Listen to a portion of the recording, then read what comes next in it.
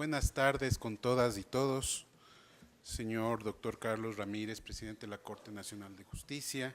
Señora doctora Paulina Aguirre, presidente subrogante de la Corte Nacional de Justicia. Estimadas colegas y estimados colegas juezas y jueces de la Corte Nacional de Justicia, con juezas y con jueces aquí presentes, abogados, público en general, estudiantes que están también presentes aquí. Me honra en realidad poder participar de este evento. Agradezco por haber considerado mi nombre para tratar este asunto respecto al contencioso administrativo en el Ecuador. Yo en realidad, en base al COGEB, en realidad me creo un poco extralimitado y abusado de la confianza que han tenido conmigo al hacerme el planteamiento de tratar el recurso de casación, porque he creído considerado necesario que también es muy pertinente hablar de la etapa en primera y única instancia en el contencioso administrativo. Así que con la paciencia de ustedes, las debidas disculpas por haberme tomado este atrevimiento, pues sí les comento que voy a empezar por ahí, es decir, voy a empezar haciendo un análisis comparativo de lo que ha sido el contencioso administrativo antes de la vigencia del COGEB, esto es con el código, con la ley de la jurisdicción contencioso administrativa, y también pues un análisis comparativo de el contencioso administrativo en Ecuador de acuerdo al COGEB, en el que obviamente también vamos a hacer un breve análisis de esta corta experiencia que hemos pasado en la sala contencioso administrativa al tramitar ya. Ahora que le oí a la doctora Rosita que decía que ellos han tenido en realidad pocas experiencias en el tema civil, nosotros más bien en ese sentido hemos sido muy beneficiados por haber tramitado ya alrededor de más de 40 audiencias de casación con el COGEB y además de haber tenido la oportunidad de ser la primera sala que sustanció y resolvió un recurso de casación con el Código Orgánico General de Procesos. Bien, pasemos a la siguiente lámina, por favor. Como se dijo, en realidad yo tuve la oportunidad de participar en las 3 comisiones que redactaron en sus debidos tiempos sendos proyectos de lo que ahora es el Código General del Proceso.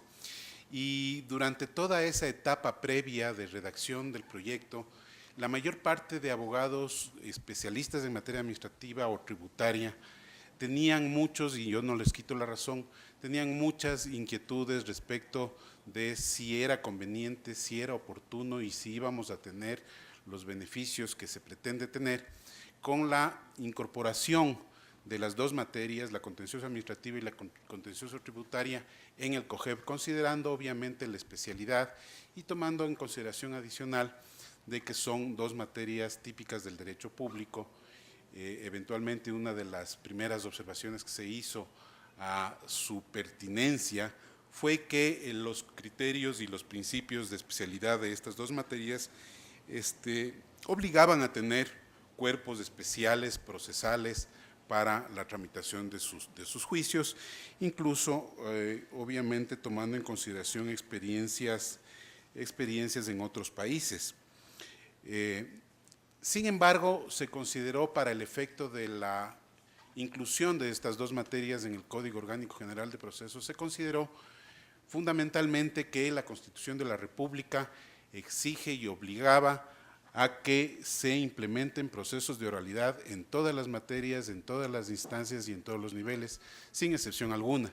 De tal manera que lo que se hizo es simplemente cumplir el mandato constitucional de implementar la oralidad también en estas 2 materias, que por cierto, cuando Chiovenda hace, el padre de la oralidad, como ustedes lo conocen, cuando Chiovenda hace un análisis respecto del valor de la oralidad, destaca que en los procesos cuya valor o cuya prueba fundamental sean documentos, el valor de la oralidad destaca aún más.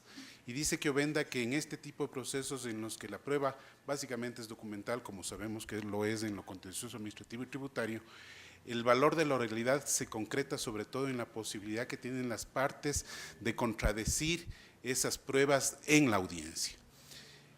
Con ese espíritu, debo confesar que con mucha vehemencia también defendimos el proyecto de inclusión de estas dos materias en un solo cuerpo legal y esperamos, como decía ayer el doctor Fabián Jaramillo, con mucho acierto, esperamos que las evaluaciones y los balances que obviamente a más largo tiempo se obtengan sean beneficiosos para la patria, para la justicia, para los usuarios y obviamente para la función judicial. Siguiente lámina, por favor. Entonces, con lo dicho, con esa breve introducción, permítanme darles una breve reseña de lo que era el sistema escrito con la vigencia de la Ley de la Jurisdicción Contencioso Administrativa. Esta ley fue publicada en el Registro Oficial 388 de 18 de marzo del 68 y preveía dos tipos de acciones contencioso-administrativas. En realidad no son dos tipos de acciones, ahí hay una cuestión que precisar, son dos tipos de pretensiones. Luego vamos a ver incluso que el establecimiento de las pretensiones no necesariamente significa modificación del proceso o del procedimiento a seguir. Estos dos tipos de pretensiones eran el recurso subjetivo de plena jurisdicción y el recurso objetivo de anulación o por exceso de poder. Finalmente, con una reforma posterior del año 2001, se agregaron los casos de materia contractual, entre otras. Nótense además que yo he tomado el uso del idioma técnico-jurídico que usa la ley de la jurisdicción, y digo recursos, en realidad son acciones. Claro, la ley de la jurisdicción se basó mucho en el modelo francés que establece el Consejo de Estado y que conoce prácticamente recursos y no acciones contencioso-administrativas, como lo es en nuestro caso. En fin, en definitiva, estos tres tipos de pretensiones nos planteaba la Ley de la Jurisdicción Contencioso-Administrativa, independientemente de, además, señalar obviamente la acción de lesividad que no estaba establecida expresamente en la Ley de la Jurisdicción Contencioso-Administrativa, sino que tan solo en el literal D del artículo 23 de la ley se hacía una breve referencia a las acciones que puede proponer el órgano administrativo cuando no puede revocar sus propios actos en virtud de que existan derechos subjetivos a favor de un particular. En ese sentido, pues, estos procesos, estas pretensiones, tenían la siguiente estructura de los procesos. En cuanto a la pretensión, la acción subjetiva de plena jurisdicción tenía 90 días hábiles para presentar la demanda como término, 15 días hábiles también para contestar la demanda. Aquí nótese también que hubo durante mucho tiempo una norma resolutiva más bien del Tribunal Contencioso cuando era nacional, que interpretó, entre otras leyes, la ley de la orgánica del Ministerio Público, que tampoco está vigente ahora, que establecía un periodo de 20 días o un término de 20 días hábiles. Durante mucho tiempo se aplicó esa norma, luego el contencioso volvió y corrigió en realidad este defecto que yo considero fue un defecto en definitiva que no afectó a las partes, más bien implicó un mayor beneficio para, en este caso, el demandado. Un término de prueba de 10 días y luego un término para hacer alegatos y dentro de los cuales el juez o el tribunal tiene que dictar sentencia de 12 días hábiles. Si ustedes notan, la acción objetiva, las acciones por contratación pública y otros, así como la lesividad, se diferencian de la acción subjetiva nada más en los términos para contestar la demanda.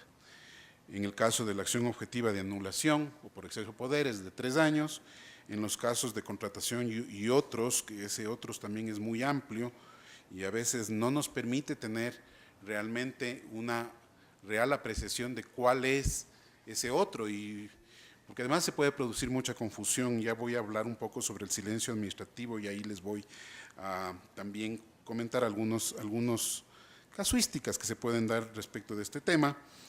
Y la lesividad que estaba señalada solamente en el ERJAFE, que es de 3 meses. Valga decir que en el año 2010 entró en vigencia el COTAD, que también tiene normas respecto a lesividad en cuanto a su tramitación, pero como ustedes ven, en definitiva, el establecimiento o la fijación de una pretensión u otra, ya sea un derecho subjetivo, ya sea una pretensión de lograr la anulación de un acto por exceso de poder o cuestiones de contratación pública y lesividad, tienen básicamente un mismo proceso, es decir, la fijación de la pretensión no afecta al proceso contencioso a seguir. Dentro de esta estructura yo me he pedido, está bien la siguiente, yo me he permitido, señalar o traerles a ustedes tres ejemplos de procesos en los cuales se han tramitado bajo la ley de la jurisdicción contencioso administrativa. Evidentemente no hemos señalado las partes, no hemos señalado más que datos breves para que ustedes puedan tener una referencia de cómo el sistema escrito funcionaba. El primer caso es del juicio número 92, iniciado en el año 2006, por la remoción de un funcionario público. La primera instancia y la única instancia duró 4 años, la segunda instancia, la casación, el lapsus, la casación duró 5 años, es decir, un año más que la instancia. El segundo caso, un juicio del año 2008, el 1279, que buscaba como pretensión la indemnización por daño moral a causa de sobreseimiento por detención injusta. Sobre este caso, hay que decirlo que este proceso inició antes de la vigencia del Código Orgánico de la Función Judicial y la demanda, en virtud de las normas vigentes en esas épocas, la demanda se presentó ante juez de lo civil.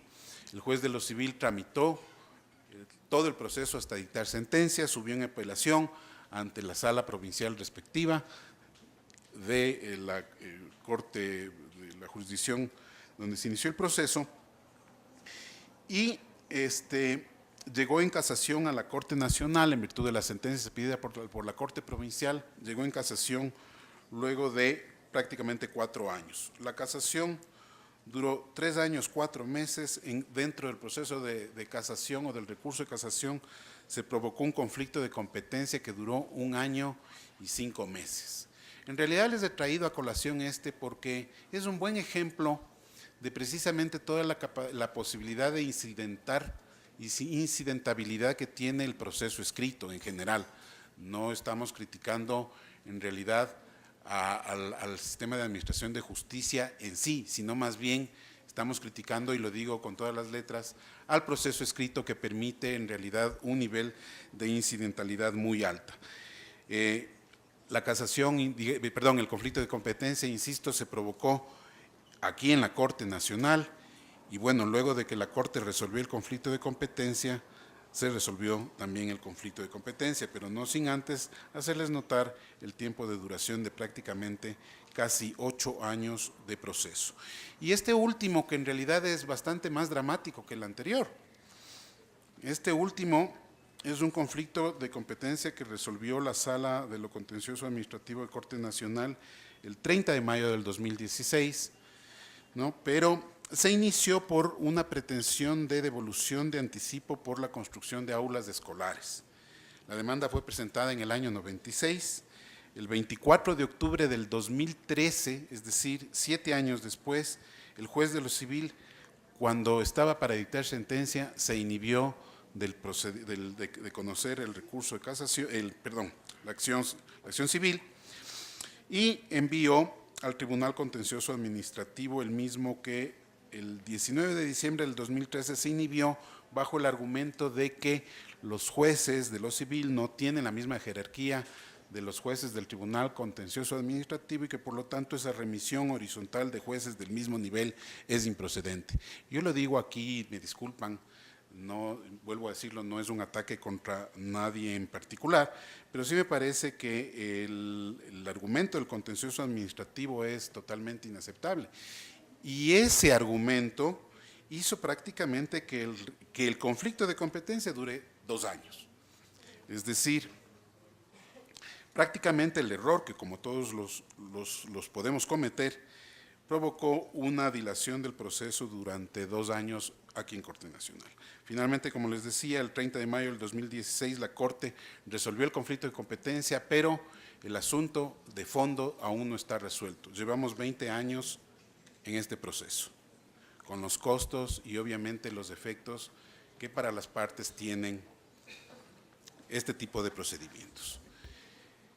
Lo relatado nos propone estos inconvenientes que más o menos hemos detectado sin perjuicio de que puedan existir otros más y que ustedes tal vez en su vida práctica profesional, para los abogados en libre ejercicio y para los jueces también que estamos aquí presentes, nos presentan muchos inconvenientes. Yo he destacado prácticamente estos 5 inconvenientes. Primero, una alta posibilidad de incidentar el proceso por parte de jueces y por parte de las mismas partes, disculpan la redundancia, lo que dilata de una manera inaceptable los procesos. Segundo, un servicio de justicia no puede prestarse de una manera oportuna y eficiente. Evidentemente, una sentencia después de 20 años muy probablemente no será oportuna y con toda seguridad no será eficiente. Tercero, la ley de la jurisdicción contencioso administrativa no señala términos dentro de los cuales tienen que actuar los juzgadores, especialmente en cuanto a calificación de la demanda y apertura de la causa prueba. Y esto es una cuestión que aparentemente puede ser sencilla, pero que en la vida real se transforma en realmente un obstáculo para pasar. Yo, antes de ser funcionario público, fui abogado en libre ejercicio por bastantes años, y en realidad creo que para nosotros en el libre ejercicio lo más difícil era conseguir que nos abran la prueba de un contencioso administrativo y luego que dicten sentencia. ¿Y esto por qué? Porque en efecto las normas de la ley de la jurisdicción contencioso administrativa no señalan, como sí lo hace y lo hace muy bien el COGEP, términos dentro de los cuales, por ejemplo, el juez tenía que calificar la demanda. No lo hace, simplemente dice que el juez calificará la demanda y que de encontrarla que debe ordenar su aclaración o ampliación lo hará, le concede, eso sí, términos a las partes para que amplíen y completen y aclaren, pero los jueces no tenían ningún término alguno. Eso obviamente afecta directamente al proceso y a la oportunidad del mismo. Cuarto, falta de transparencia. El juez resuelve en despacho, lo que impide la publicidad de los procesos. Y ojo, no estoy diciendo nada más que eso. Falta de transparencia, no estoy acusando de ninguna otra cosa más que la que es de que los jueces no expiden sus resoluciones, sus sentencias en la audiencia, no se cumple con el principio de publicidad y eso impide que las sentencias puedan ser justas, puedan ser todo lo más ajustadas a derecho posible, pero impide que exista transparencia y que las partes tengan en realidad conocimiento de las razones exactas por las cuales el juez resolvió lo que resolvió.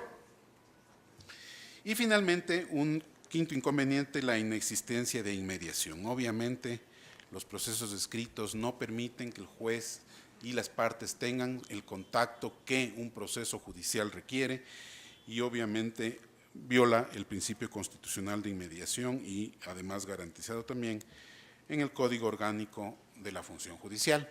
Estos son los inconvenientes que hemos destacado del proceso escrito.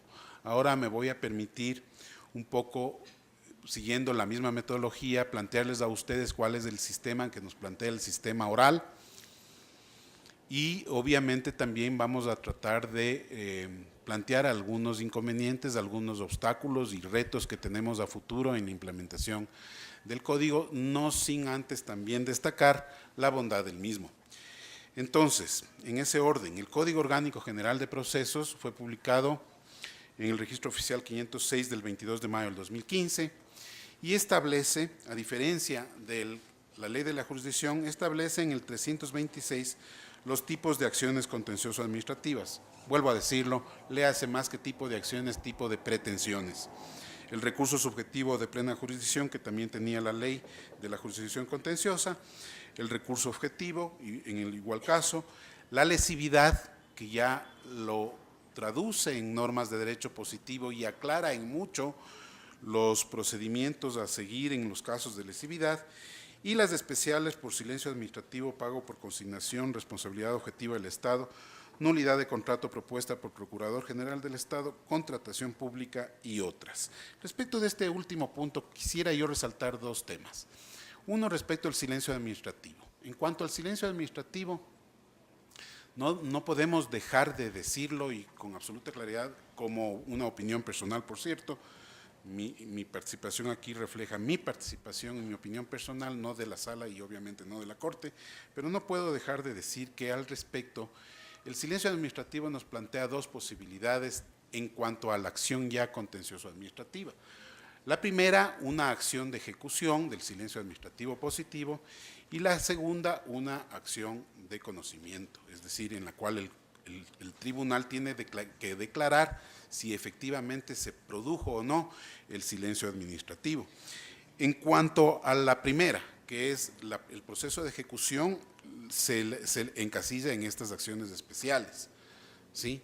Porque ya es de ejecución de un silencio administrativo que anteriormente fue aceptado. No se necesita discutir si el silencio se produjo o no, sino simplemente ejecutarlo.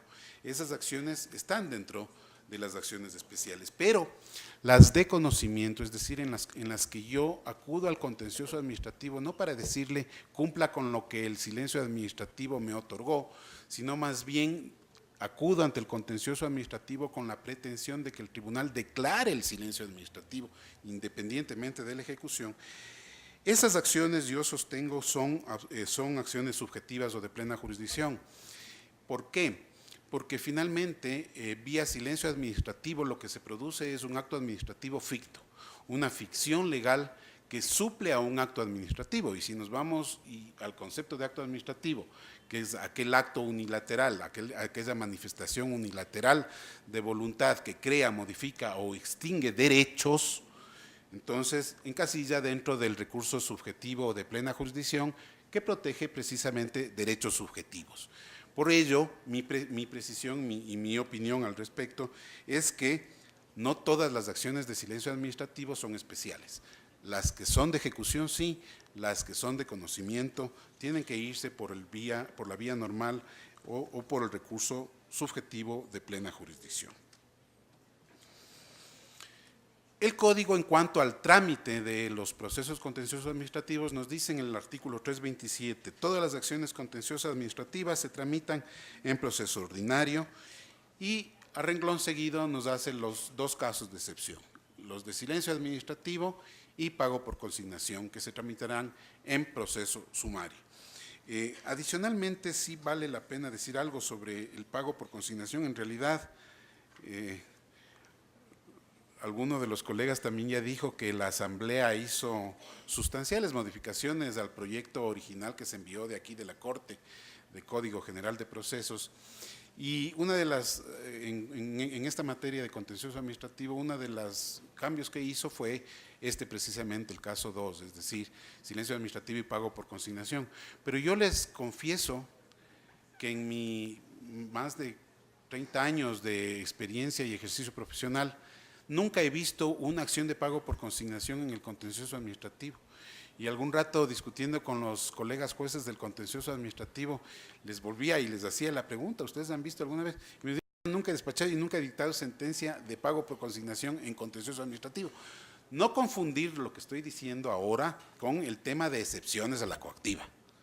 Por favor, eso es otro tema totalmente diferente, que además no se tramita vía pago por consignación, unas excepciones a la coactiva. Bien, eso en cuanto a los procesos. Entonces, en el contencioso tenemos los ordinarios, que son la regla general, y los sumarios del silencio administrativo y pago por consignación. Muy bien, yo, en honor al tiempo, obviamente, me he permitido prepararles a ustedes unos cuadros respecto del proceso contencioso administrativo ordinario, ¿sí? Y estos cuadros básicamente resumen las instancias del proceso fundamentales. Así pues, en cuanto a la oportunidad para presentar la demanda, ya dijimos en el cuadro anterior que en cuanto a la acción subjetiva de plena jurisdicción es de 90 días, la objetiva o por anulación es de 3 años, en la materia contractual, silencio administrativo positivo y otras de competencia del tribunal son de 5 años. Aquí en estas otras, primero también es importante decirles que me parece que el otras es muy amplio, tan amplio que nos permite casi conocer, incluso a pretexto los abogados nos dicen que tenemos que conocer, por ejemplo, temas laborales de desahucio o despido intempestivo porque el empleador es una institución del Estado y le encasillan dentro de las otras. Sí está bien encasillado dentro de las otras todo lo que son acciones de responsabilidad objetiva del Estado, porque obviamente esas son materia del contencioso administrativo, y todo lo que es además daños ambientales y reparación ambiental. La acción de lesividad, que es de 90 días, y vuelvo a decirlo, el COGEB en este caso sí establece un término con absoluta claridad, que es de 90 días contados a partir de la fecha de la declaratoria de lesividad. Este cuadro podríamos también plantearlo para ustedes de la misma manera como lo hicimos con la ley de la jurisdicción contenciosa administrativa para su comparación. Fíjense ustedes que en cuanto a la pretensión, igual, es lo único que cambia. Lo demás, el término para contestar la demanda, el término para señalar la audiencia preliminar y a su vez el término para señalar la audiencia de juicio son los mismos en todas las pretensiones independientemente de ellas consideradas. Sí cabe hacer mención aquí que con referencia a la reconvención, este es un tema nuevo que en el contencioso administrativo no existía, la reconvención. Ahora el Código General de Procesos dice que en todo caso procederá la reconvención y no hace la excepción de las dos materias. Yo entiendo que la reconvención entonces sí cabe para las dos materias, pero obviamente yo me pregunto, en un caso, un contencioso administrativo, una acción subjetiva de plena jurisdicción en la que el actor demanda la ilegalidad de un acto administrativo, ¿cómo la administración pública le puede en la práctica reconvenir? Es decir, ¿qué le está debiendo? Pongamos el ejemplo de un servidor público que es destituido por la comisión de una infracción que amerita destitución. Con la destitución ya fue sancionado, no quedó debiendo en nada más. ¿Cómo puede reconvenírsele para pedirle qué más si además la administración tiene todo el poder para ejercer potestad disciplinaria y corregir todo lo que tenga que corregir? Entonces, con esto quiero decir que en contencioso administrativo habrá muy pocos casos, en términos generales, en los que se pueda plantear reconvención. Si estamos claros que puede haber reconvención en materia de contratación pública, estamos claros que puede haber reconvención, por ejemplo, en temas de propiedad intelectual, en las que sobre todo participa un tercero interesado que puede reconvenir.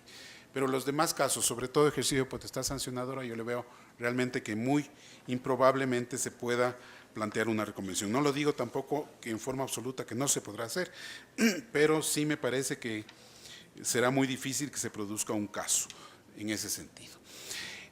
Por favor, la siguiente. Entonces, el proceso ordinario nos presenta estas etapas. Una primera etapa en lo sustancial, una vez cumplida la fase de proposición, de demanda y de contestación a la demanda, a la reconvención, nos presenta la audiencia preliminar.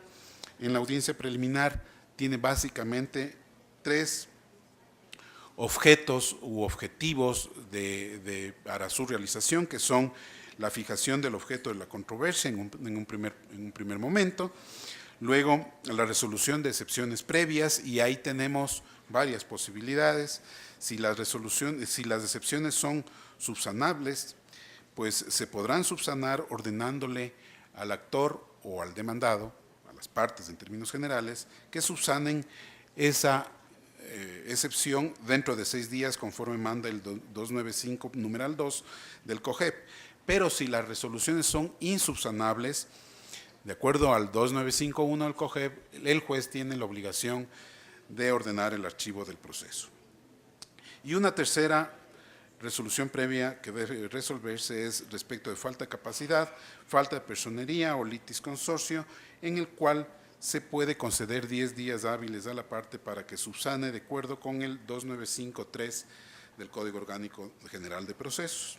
Y finalmente, sobre un tercer punto adicional que se debe resolver en la audiencia preliminar, es el anuncio y la admisibilidad de pruebas. Eso en cuanto a la audiencia preliminar. En cuanto a la audiencia de juicio, la audiencia de juicio inicia por una lectura del acta de la audiencia preliminar, luego vienen los alegatos iniciales que sirven para fijar el objeto del proceso y el orden de la práctica de las pruebas que fueron solicitadas y debidamente admitidas en la audiencia preliminar. A continuación de eso viene la práctica misma de las pruebas y luego la práctica, las pruebas, los alegatos de valoración de pruebas y concluida esta fase de alegatos, la sentencia de mérito. De acuerdo con el 297 del COGEP, 297 numeral 7 del COGEP, la sentencia puede, la expedición o la dictación de la sentencia o del veredicto oral puede suspenderse, pero tiene la obligación el juez de dictarla en el mismo día conforme el 2977 que les he indicado. Bien, ese es el panorama que ahora nos presenta el COGEP en cuanto a la instancia, única instancia del contencioso administrativo. Con esos términos y con esa estructura del proceso podemos decir a ciencia cierta que un proceso contencioso administrativo que antes duraba entre 12 años, 10 años, algunos 20 que no y todavía no concluyen, hoy tenemos procesos contenciosos administrativos que se han tramitado en 5, 6, 7 meses, 8 meses. Ustedes tendrán la palabra al respecto y en realidad podrán hacer el análisis respecto de ese tema que es importante, la oportunidad y la eficiencia. Bien, vámonos a casación y hagamos más o menos el mismo ejercicio. En casación, de acuerdo con la ley de casación y de acuerdo con el Código General de Procesos. Ustedes ven en el cuadro que les presento ahí que prácticamente también tienen la misma estructura, obviamente guardando las distancias entre un juicio escrito y un juicio oral. Pero los dos cuerpos legales recogen un proceso de admisibilidad, una etapa de sorteo para definir quién es el juez ponente dentro del tribunal y quién va, en definitiva, a dirigir el trámite del recurso de casación, la audiencia y presentar la ponencia para los jueces de sala. En cuanto a la ley de casación, la ley preveía una audiencia en estrados siempre y cuando esta audiencia sea solicitada por el recurrente dentro del término respectivo que era de 5 días luego de la admisibilidad. Audiencia de estrados que, por cierto, no quiero ofender tampoco, casi no servía para mucho. Era una audiencia en la que los abogados iban y planteaban sus fundamentos y sus argumentos, los jueces, unos con mayor responsabilidad que otros, atienden más o menos las pretensiones de las partes y como no tienen nada que resolver, dicen, habló, gracias, buenas tardes, buen provecho y siga participando. Perdón la informalidad, pero en realidad es así, Una audiencia que prácticamente no colabora mucho, incluso tomando en cuenta que muy probablemente luego de la audiencia en estrados pasarán algunos meses o tal vez años para que se dicte la sentencia y capaz que el juez que estuvo en la audiencia en estrados ya no estará en la audiencia en la sentencia escrita.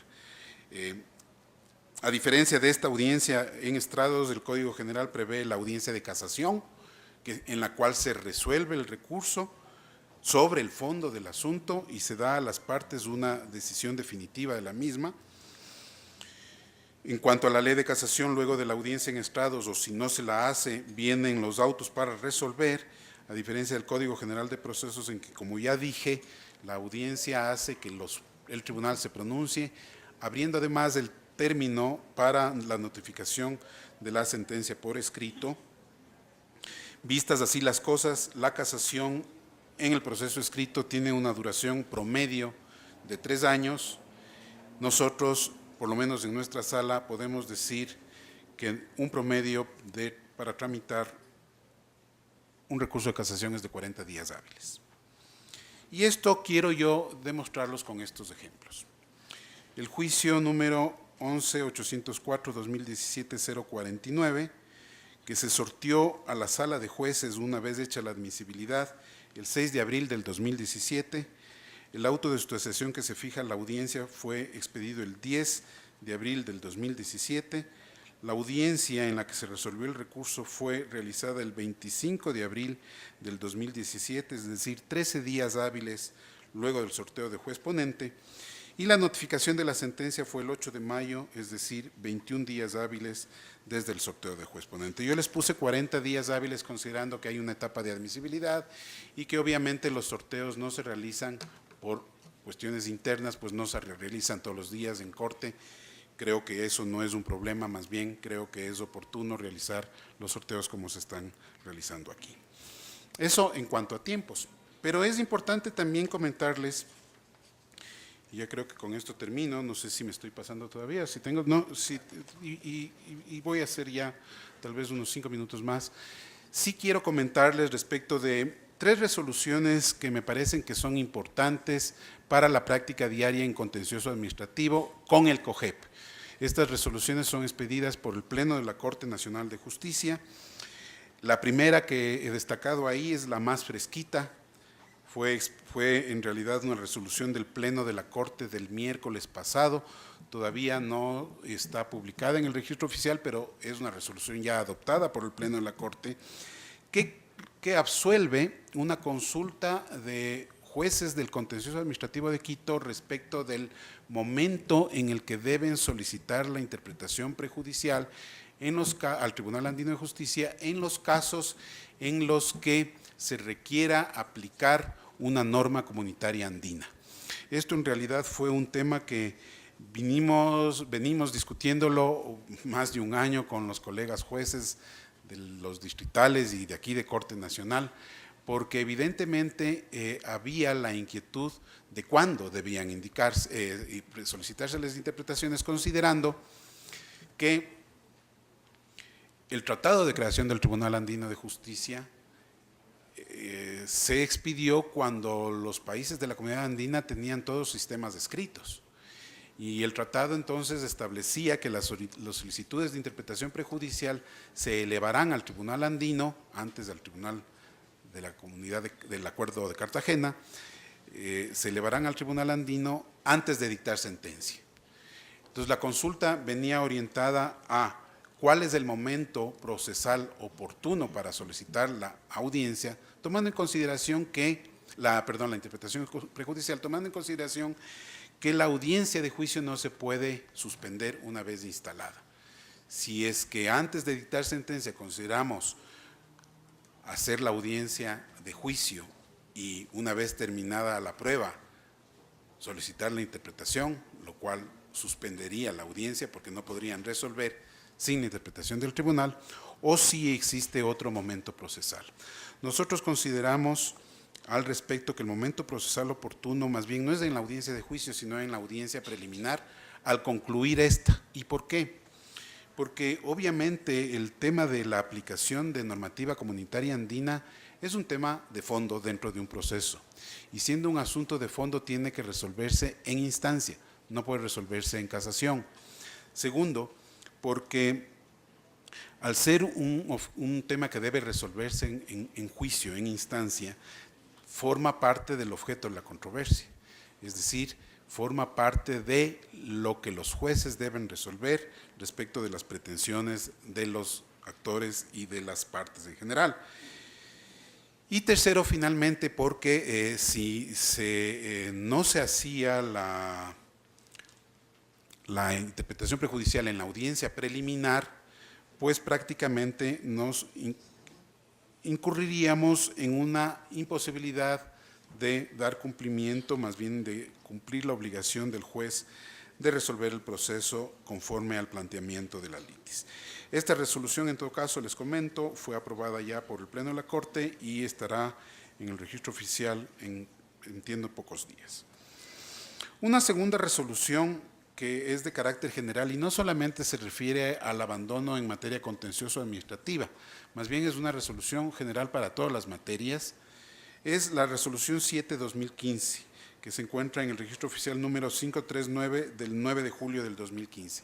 Esta resolución nosotros la hemos aplicado por lo menos unas 2 o 3 veces ya en temas en los cuales ha venido en casación autos interlocutorios en los que el Tribunal Contencioso Administrativo ha declarado el abandono haciendo la interpretación de las normas del COGEP.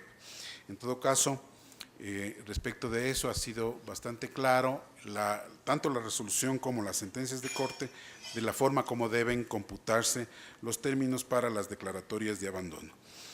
Y finalmente, la resolución número 13/2015 de caducidad, esta sí es para contencioso administrativo, suplemento el registro oficial número 621 del 5 de noviembre del 2015, en la que se establece la obligación de los jueces del contencioso administrativo y de jueces de Corte Nacional también de declarar la caducidad de oficio en los casos en los que la presentación de las demandas hayan excedido los términos para el ejercicio de la acción antes referidos y a los que hemos hecho referencia. Creo que estas son las 3 resoluciones que podemos destacar que son plenamente aplicables incluso al COGEP. Las 2, digamos, no, más que la 13-2015, que fue expedida ya con vigencia del COGEP, pero también basada básicamente en la ley de la jurisdicción contencioso administrativa y en sentencias expedidas por la Sala de Corte Nacional. Con esto me queda nada más por decir, pues, que he hecho un breve análisis de cuál es la situación en el contencioso administrativo.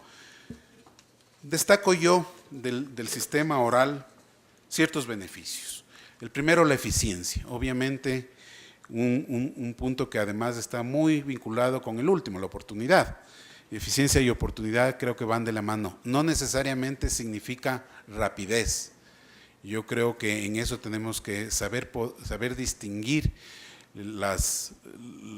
estos conceptos. Y en realidad nosotros, para señalar a la audiencia, les comento una infidencia. Nosotros en el despacho, en el mío personal, solemos antes de señalar la fecha de la audiencia ver qué tal nivel de complejidad tiene. Porque si tiene un nivel de complejidad mayor, pues le dejamos para un poquito más tarde que otras que tienen niveles de simplicidad menor poder despachar y sobre todo buscar que no se nos ocasione la carga procesal que se tiene en el proceso escrito. En realidad, en la sala nosotros estamos al día en nuestro trabajo, no tenemos nada pendiente, tenemos audiencias ya señaladas que tenemos que despacharlas, pero no tenemos ninguna pendiente ni ninguna sentencia que no hayamos notificado dentro de los términos pertinentes. Entonces, eficiencia y oportunidad creo que es una de las mayores virtudes que el COGEP nos presenta. Obviamente, la inmediación y la transparencia también van vinculados. Ya dije, ya me referí en realidad al tema de la transparencia. No estoy acusando de otra cosa, sino de la imposibilidad que el sistema escrito nos presentaba al momento de saber exactamente cuáles son los pensamientos que tiene un juez al momento de dictar su sentencia. Eso en la audiencia evidentemente nos permite conocer y garantiza, pues, de todas maneras, la inmediación y la transparencia. Pero para ser objetivos, obviamente no puedo también dejar de pronunciarme sino sobre los retos. Y creo que eso es lo que más nos debe en realidad preocupar. Y el primer reto que yo he traído a colación es la calidad. ¿Y por qué digo esto? Porque obviamente la técnica de impartir justicia en audiencia hace que el juez tenga un método que debe ser apropiado para poder despachar en la misma audiencia el recurso, en este caso el recurso de casación o el recurso de la acción, la demanda incluido.